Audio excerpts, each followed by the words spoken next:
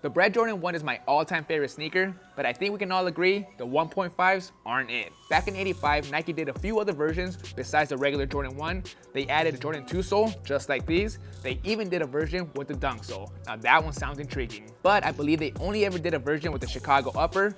My version is gonna be with the Breds. These are gonna go in the personal collection, so there can be no mistakes. These gotta turn out perfect. Let's see how it goes. First things first, deconstruction. To remove the uppers carefully without damaging them, I'm gonna tape up the uppers and use a flathead to remove it.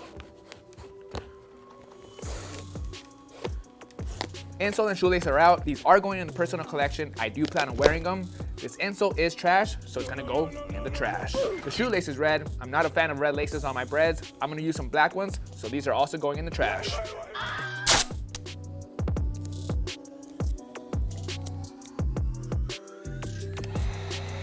This process can be extremely time consuming, but it works. Once the flathead is heated up and I've taped off the area I'm working in, it's super important that I take my time going around the shoe because I don't want to ruin the uppers.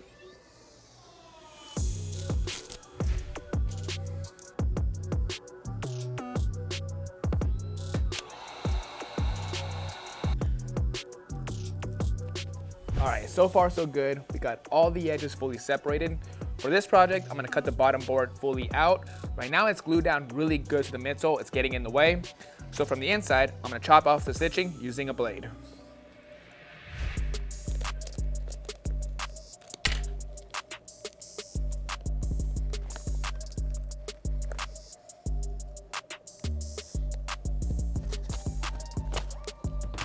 Midsoles are off, that took some effort. These 1.5 soles are now trash.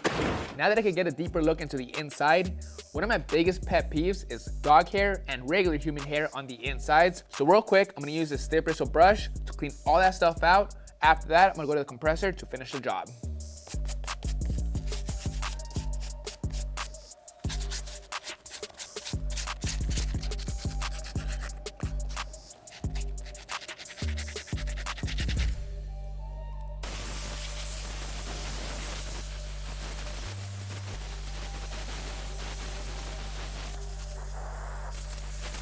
While the shoes are separated, I'm gonna give the insides a good deep clean, and while I'm at it, the uppers as well.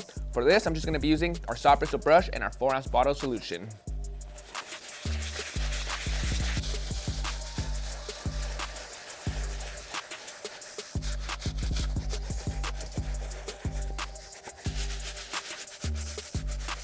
After all that scrubbing, I'm confident that the shoes are clean inside and out. Now the shoes are covered in suds. I'm gonna go to the sink, rinse them, then use the compressor to get them as dry as possible. Then I'll put them outside in this 115-degree weather to get them dry in 10 minutes.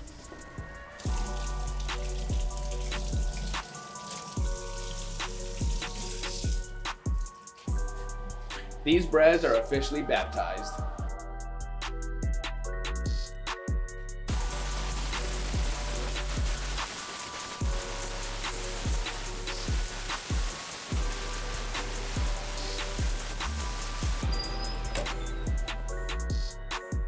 Cleaning is complete. While the uppers are drying, let's work on the donors.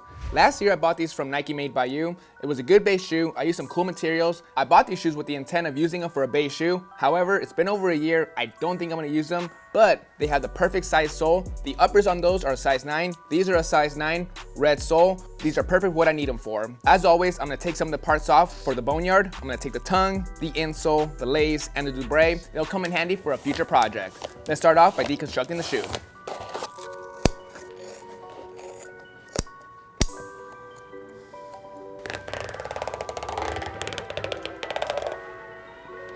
To complete the job of removing the uppers from the soles with ease, I'm gonna pour some acetone inside the shoe, let it sit for a few minutes, then I'll bring it back inside, put the steamer inside the shoe, wait another few minutes, and then it should come right off.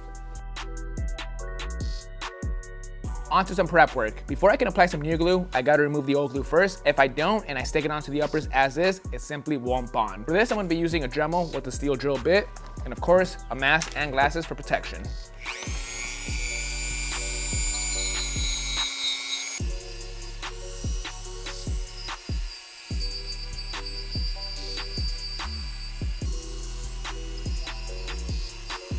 To complete the prep work on the soles, I'm gonna use some acetone and cotton balls to give it one final wipe down.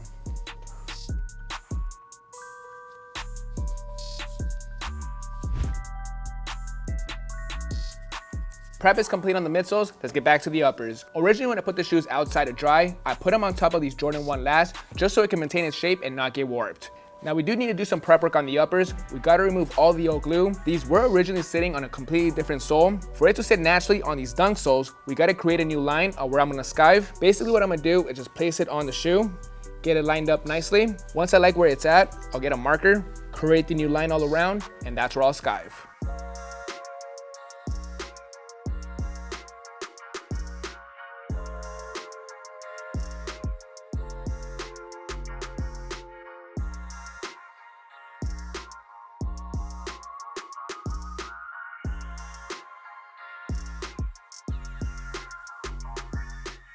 Skiving is complete. This part requires some patience, but it looks good.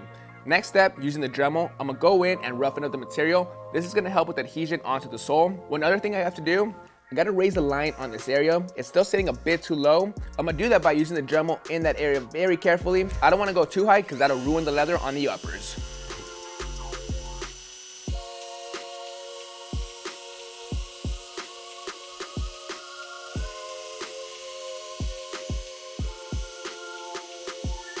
Everything's prepped, ready to go. Now we're on to laying down some glue. For this, I'll be laying down some Bard Super Stick. I'm gonna lay it down on the uppers, on the midsoles. These are from the donors. These are the bottom boards. I'm gonna replace the old ones with these. Once everything's applied, I'll slide them in and complete the job. But first, we gotta apply the glue. I'm gonna do that next door because there's better ventilation there.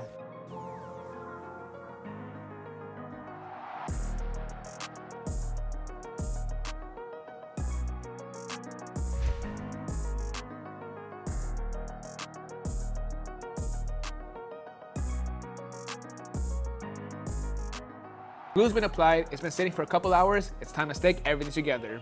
As always, I'm gonna start with the toe, make sure it lines up properly, heat it up, stick everything together, let it sit for a little bit, then do the rest of the sides. We only get one shot at this, so let's make it count. Glue job is fully cured. I'm really happy with how this turned out. Alignment's on point all around. I gave it a good stress test, everything looks good, except for one little area. I'll touch it up with a little bit of glue, no issue there. I'll do it again just so I can show you guys what I mean.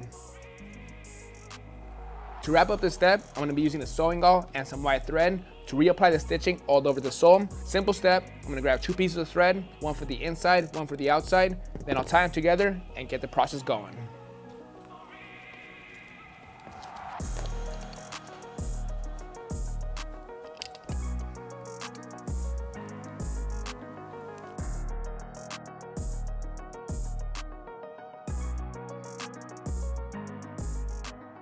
All done with the stitching, that completes the swap.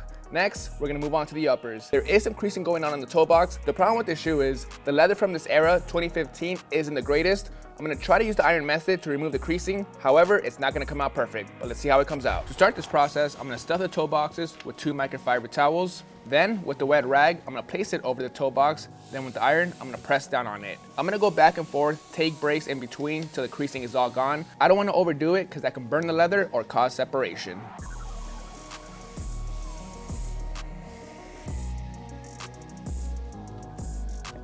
Toe boxes are complete. That actually worked a lot better than I expected. However, as soon as I put them on, they are gonna crease back up, so keep that in mind. For the tongues, there is some creasing going on. I don't expect them to come out perfect, but I'm gonna try my best. For this, I'm gonna use a steamer. I'm gonna go back and forth until some of the creasing is all gone.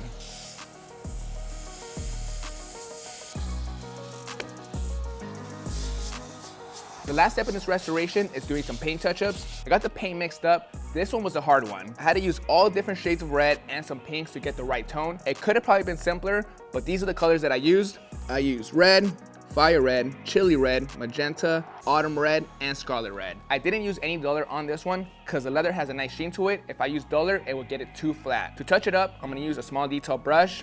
I'm gonna touch up the red first, and then I'll move on to the black. The biggest flaw on this shoe is the Wings logo, so I'm gonna start there.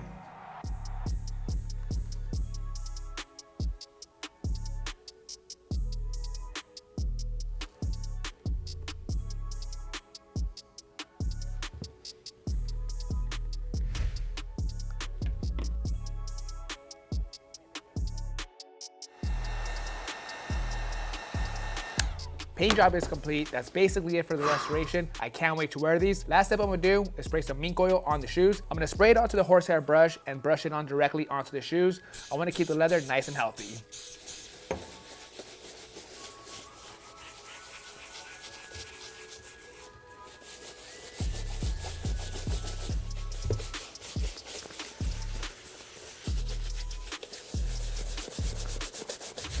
Final step is to lace it up and put some brand new insoles inside. Real quick, let me show you guys the old ones. Disgusting, dirty, heavily worn, covered in hair. I'm sure I could have cleaned them and got them looking new again, but in my opinion, it wasn't worth it. Luckily for me, I got some perfect Jordan 1 replacement insoles, brand new white. Let's put them inside and lace them up with some brand new black laces as well.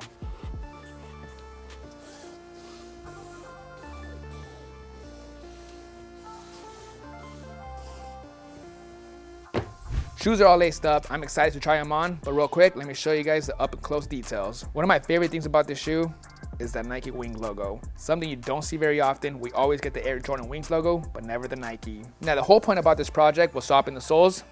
This one's the before. In my opinion, this is terrible. This is what we could have gone with, an Air Jordan 1 sole.